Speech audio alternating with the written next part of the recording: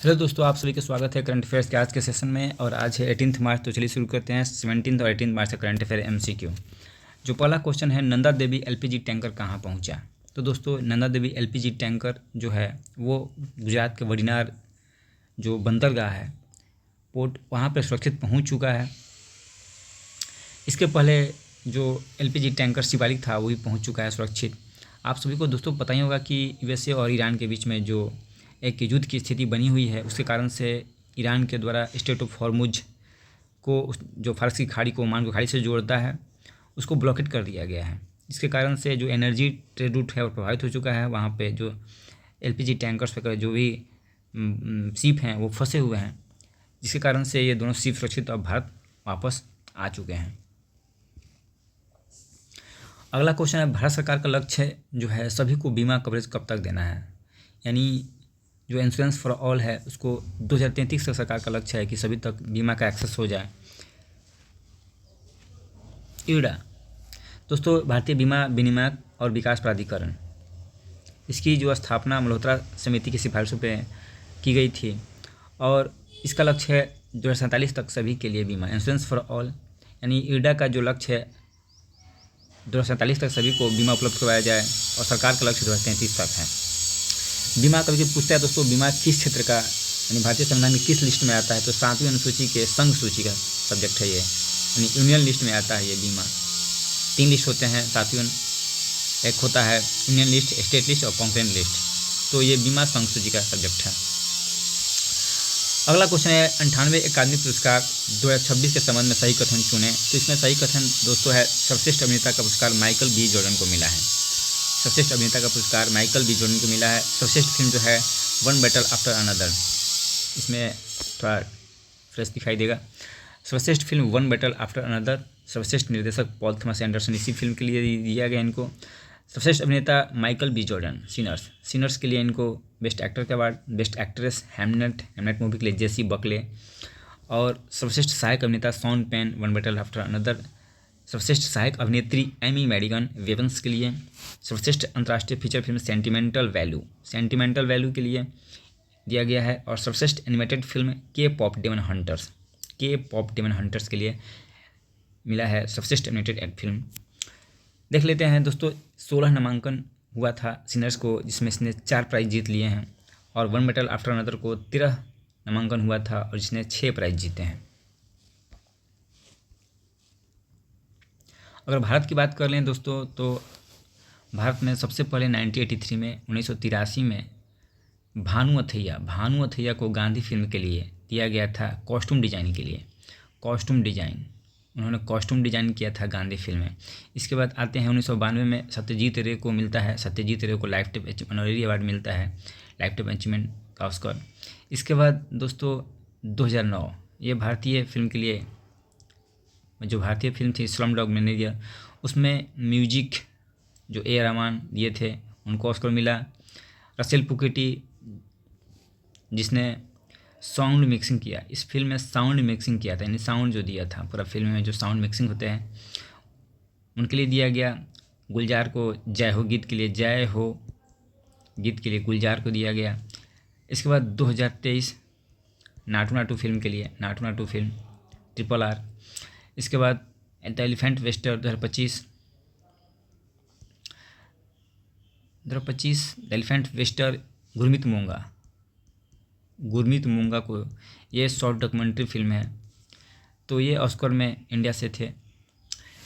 अगला है, चिमी फिल्म के संबंध में सही कथन चुने। तो दोस्तों, यह फीचर फिल्म है, गलत है। ये एनिमेटेड फिल्म है, इसे बर्लिन फिल्म फेस्टिवल में पुरस्कार मिले, भी गलत है। न्यूयॉर्क फिल्म फेस्टिवल, इसे सर्वश्रेष्ठ निर्देशक पुरस्कार मिला, ये सही है।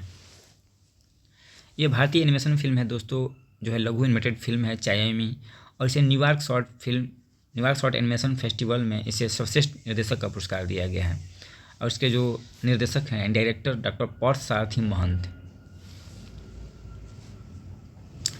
अगला है, भारत ने किन देशों के साथ नए व्यापार समझौते पर बातचीत शुरू की है। तो भारत ने फिलीपींस और मालदीव के साथ व्यापार समझौते पर बातचीत शुरू की है। इसके पहले Bharat plus UK FTA sign किए थे दोस्तों 2025 में। इसके बाद भारत यूरोपीय यूनियन भारत यूरोपीय यूनियन भी FTA साइन किए हैं। भारत न्यूजीलैंड भी बातचीत कर ही रहे हैं, ऑस्ट्रेलिया के साथ ऑलरेडी हो चुका है। तो ये भारत और फिलीपींस और मालदीव ये आपसी व्यापार समझौते पर बातचीत शुरू किए हैं। नेक्स्ट है दोस्तों भारत की जैव विविधता रिपोर्ट 2026 के संबंध में सही कथन चुनना है। तो इसमें सही कथन है सी। यह CBD convention on biological diversity, ये CBD का फुल फॉर्म हो गया, कन्वेंशन ऑन बायोलॉजिकल डाइवर्सिटी के तहत प्रस्तुत की गई है। जो जैव विविधता रिपोर्ट है वो 7वीं रिपोर्ट सौंपी गई है, नहीं कि 5वीं, और ये 238 संकेतकों पर आधारित है। और इसका लक्ष्य 2030 तक रखा गया है कि 30% जो है बायोडाइवर्सिटी का कंजर्वेशन किया जाए। तो ये सब चीज़ें थी इसमें।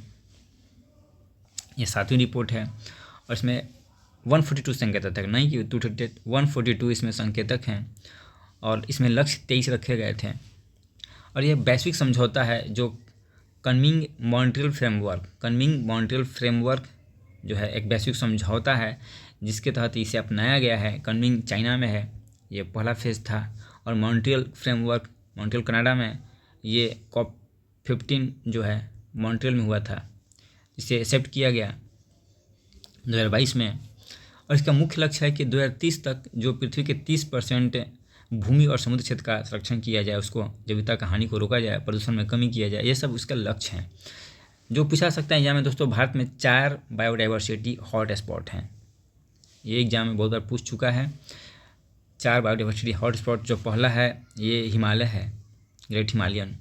दूसरा ये नॉर्थ ईस्ट का जो रीजन है, जो म्यांमार से यानी यहाँ पे लगता है, ये रीजन है इंडो बर्मन रीजन। और तीसरा पश्चिमी घाट श्रीलंका वाला रीजन है। और चौथा है ये अंडमान निकोबार आइसलैंड। अंडमान निकोबार जो द्वीप है, द्वीप समूह, इसका जो है 8 हॉट स्पॉट में काउंटिंग की जाती है। इसको सुंडरलैंड कहा जाता है। नेक्स्ट है विश्व पैरा एथलेटिक्स ग्रैंड प्रिक्स 2026 के संबंध में सही कथन चुने। इसका आयोजन मुंबई में हुआ। भारत दूसरे स्थान पर रहा। भारत ने 208 पदक जीते सभी। इसमें सही कथन हो जाएगा भारत ने 208 पदक जीते। जो विश्व पैरा एथलेटिक्स ग्रैंड प्रिक्स 2026 ये नई दिल्ली में जवाहरलाल नेहरू स्टेडियम में हुआ। भारत इसमें फर्स्ट स्थान पर रहा है और टोटल भारत ने 208 पदक जीते हैं और ये अंक तालिका में पहले स्थान पर रहा। इसमें गोल्ड 75, जो सिल्वर है 69 और जो ब्रॉन्ज मेडल है 64। इसमें टोटल 8 देशों ने भागीदारी किया। 257 एथलीट इसमें शामिल हुए थे। नेक्स्ट है साहित्य अकादमी पुरस्कार 2025 के संबंध VBI दोस्तों, ये बहुत इंपॉर्टेंट है। इस संबंध में सही कथन चुनना है। तो इसमें हिंदी में नवतेज सरना, अंग्रेजी में ममता कालिया, उर्दू में प्रीतपाल सिंह बेताब। तो इसमें सही कथन है उर्दू में प्रीतपाल सिंह बेताब। हिंदी में दोस्तों ममता कालिया को दिया गया है हिंदी के लिए, और अंग्रेजी में नवतेज सरना। तो ये देख लीजिए, ममता कालिया को दिया गया है जीते जी इलाहाबाद। जीते जी इलाहाबाद इनकी रचना है। इन्हीं के लिए इनको हिंदी में जीते जी इलाहाबाद के लिए साहित्य अकादमी अवार्ड दिया गया। नवतेज सरना जो है क्रिम्सन स्प्रिंग के लिए इनको दिया गया है अंग्रेजी में, और उर्दू में दिया गया है प्रीतपाल सिंह बेताब। साहित्य अकादमी अवार्ड की स्थापना 1954 में की गई थी, और पूछ ले तो 1954 में स्थापित किया था। और भाषाएं जो है इसमें 24 भाषा है, 24 भाषा। जैसे ज्ञानपीठ पुरस्कार दिया जाता है 22 भाषाओं में। और आर बीरा मुथु को मिला है, तो तमिलनाडु के हैं, इनको ज्ञानपीठ प्राइज मिला है। ये 22 भाषाओं के लिए दिया जाता है। नेक्स्ट है 2027 के लिए विश्व पुस्तक राजधानी किसे घोषित किया गया है। तो दोस्तों ये कोलंबिया की शहर है मेडलिन। इसी को यूनेस्को के द्वारा 2027 के लिए विश्व पुस्तक राजधानी घोषित किया गया है। इसकी जो यूनेस्को है, इसकी स्थापना 1945 में हुआ था। इसका मुख्यालय पेरिस में है। ये जीके के स्तर का है। 1945 में इसका स्थापना और मुख्यालय पेरिस में है। इसने दोस्तों इसका प्रमुख जो कार्य है कि वर्ल्ड हेरिटेज साइट घोषित करना। तो भारत में अभी टोटल 44 यूनेस्को विश्व धरोहर स्थल हैं। याद रखिएगा, ये भी इम्पोर्टेंट है। 44 यूनेस्को विश्व धरोहर स्थल हैं। इसमें 36 सांस्कृतिक स्थल, 7 प्राकृतिक स्थल और 1 मिक्स्ड है। 36 सांस्कृतिक हिस्टोरिकल 7 नेचुरल और 1 मिक्स्ड स्थल शामिल है। मिश्रित सिक्किम का खंगचेनजोंगा राष्ट्रीय उद्यान मिश्रित में है। यूनेस्को ने रबात को 2026 के लिए विश्व पुस्तक राजधानी घोषित किया है। विश्व पुस्तक राजधानी 2026 के लिए रबात को, जो मोरक्को की शहर है, और रियो डी जेनेरियो को 2025 के लिए, रियो डी जेनेरियो ब्राज़ील का शहर है, इसको 2025 के लिए विश्व पुस्तक राजधानी नामित किया गया है। अगला है सी ड्रैगन 2026 अभ्यास कहाँ आयोजित किया जा रहा है। तो दोस्तों ये गुआम जो बेस है, एयरबेस यूएसए का, वहीं पर इसका आयोजन किया जा रहा है, सी ड्रैगन 2026 का। और यह अमेरिका के नेतृत्व में होने वाला एक बहुराष्ट्रीय सैन्य अभ्यास है। तो ये गुयाम एयरबेस में इसको ऑर्गेनाइज किया जा रहा है। अभी हाल फिलहाल में दोस्तों कुछ है, जैसे जो द्विपक्षीय एक्सरसाइज होते हैं इंडिया के साथ में, भारत और जापान धर्म गार्जियन, ये कहाँ हुआ? उत्तराखंड में, उत्तराखंड के चौबटिया में। और भारत प्लस यूएसए, ये 23 फरवरी से शुरू हुआ था। ये हुआ दोस्तों हिमाचल प्रदेश बकलो, ये भी याद रखिएगा। वज्र प्रहार, इसका नाम है वज्र प्रहार, वज्र जैसा प्रहार, इंद्र का शस्त्र है वज्र, तो वज्र प्रहार। और भारत और सिसिली जो है लिमिटिए है जो दोस्तों, ये सिसिली में ही हुआ, भारत और सिसिली के बीच एक्सरसाइज लिमिटिए। तो ये 3 याद रख सकते हैं। भारत जापान जो है धर्मा गार्जियन जो उत्तराखंड में हुआ, और भारत और यूएसए के बीच में वज्र प्रहार जो हिमाचल प्रदेश के बकलोह में संपन्न हो रहा है। और भारत सिसिली और लिमिटिए एक्सरसाइज मार्च में, ये सिसिली में भारत और सिसिली के बीच में किया जा रहा है। और ये एक मिलन एक्सरसाइज दोस्तों, मिलन है एक्सरसाइज, ये विशाखापट्टनम में, ये बहुराष्ट्रीय एक्सरसाइज है, विशाखापट्टनम, आंध्र प्रदेश, विशाखापट्टनम। और सी ड्रैगन आपको याद ही है, गुआम एंडरसन एयरबेस। अगला है बिहार राज्यसभा चुनाव 2026 में किस संगठन ने सभी 5 सीटें जीती हैं। तो एनडीए के द्वारा राज्यसभा का भी चुनाव हुआ, तो एनडीए ने वहाँ 5 सीटें राज्यसभा चुनाव में जीत लिए हैं। इसमें सबसे पहला नीतीश कुमार जदयू के, नितिन नवीन बीजेपी, रामनाथ ठाकुर जदयू, उपेंद्र कुशवाहा आरएलएम और शिवेश राम बीजेपी, ये 5 सीट राज्यसभा का जीत लिया गया है बिहार में। राज्यसभा में फैक्ट देख लेते हैं दोस्तों, इसमें अधिकतम संख्या 250, ये भी पूछा जा चुका है, पूछता ही है। वर्तमान में 245 है, 233 निर्वाचित और 12 राष्ट्रपति द्वारा मनोनीत किए जाते हैं। चुनाव की प्रकृति अप्रत्यक्ष चुनाव होते हैं, सीधे जनता मतदान नहीं करती है। चुनाव की पद्धति दोस्तों, इसमें चुनाव अनुपातिक प्रतिनिधित्व प्रणाली, जो राज्यसभा का चुनाव होता है अनुपातिक प्रतिनिधित्व प्रणाली यानी प्रोपोर्शनल रिप्रेजेंटेशन सिस्टम के अनुसार एकल हस्तांतरणीय मत के द्वारा किया जाता है। भारत का नया जीडीपी का नया आधार वर्ष क्या है। तो दोस्तों ये जीडीपी का नया आधार वर्ष रखा गया है 2022-23, चेंज कर दिया गया है जीडीपी का आधार वर्ष। और ये अब नया आधार वर्ष जो है 2022-23 जो है रखा गया है, पहले 18-19 था। और आधार वर्ष बदलने का कार्य नेशनल स्टैटिस्टिकल ऑफिस NSO के द्वारा किया जाता है। पहले दोस्तों जो ये संस्था बनी थी, ये CSO और NSSO को मिलाकर ये बनी है संस्था 2019 में NSO। जीडीपी दोस्तों, जीडीपी क्या होता है ये भी जानना जरूरी है आप लोगों को। जीडीपी किसी भी देश का जो है एक तरह से विकास का मापक है। एक निश्चित अवधि में, सामान्यतः 1 वर्ष में, किसी देश में जो अंतिम वस्तु उत्पाद होते हैं, अंतिम वस्तु उत्पाद प्लस सेवा, इनका कुल मौद्रिक मूल्य, यही जीडीपी है।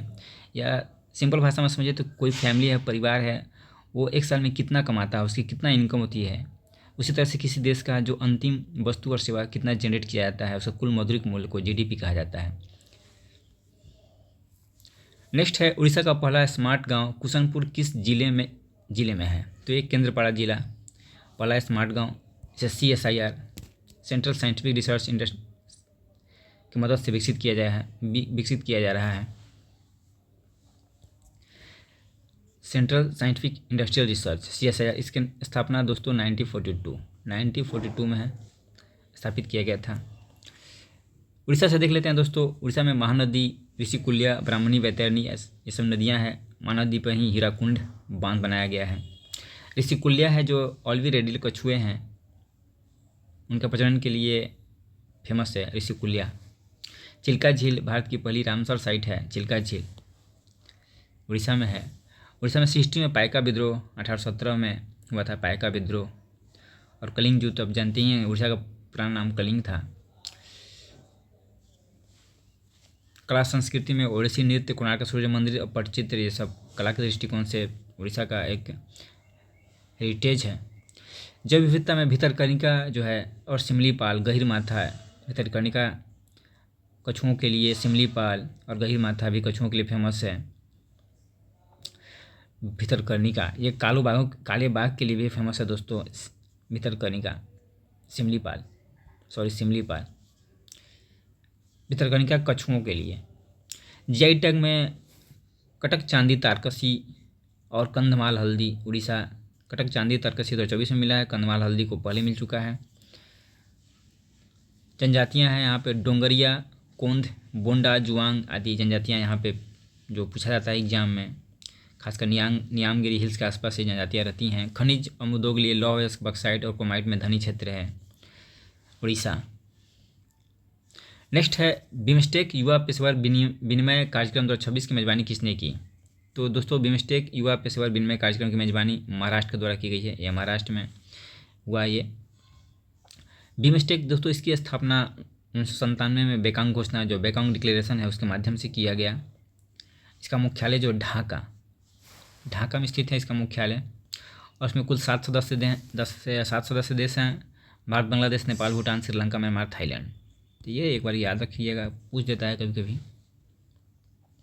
नेक्स्ट है मेघामलाई वन्य जीव अभयारण्य तमिलनाडु में कितनी नई प्रजातियां खोजी गई हैं? इस वन्य जीव अभयारण्य में दोस्तों जो जूलॉजिकल सर्वे ऑफ इंडिया है इसको द्वारा 9 प्रजातियों की खोज की गई है।